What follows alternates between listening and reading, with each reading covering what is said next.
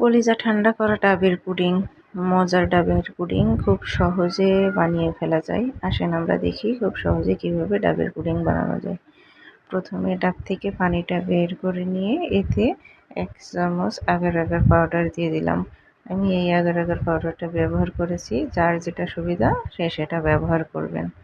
তারপর 2 চামচ চিনি দিয়ে দিলাম এবং এটা ঠান্ডা থাকা অবস্থায় খুব ভালোভাবে মিশিয়ে নিতে হবে, তা না হলে আবারও দলা পেকে যাবে।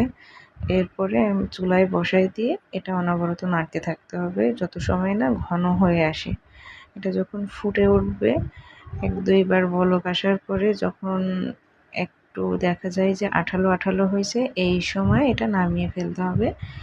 নামিয়ে ফেলে আমরা যে পাত্রে পুডিংটা সেট করব সে পাত্রে ঢেলে ফেললাম।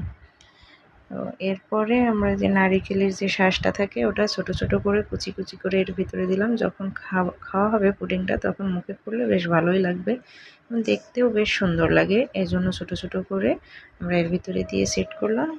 এই তো শেষ।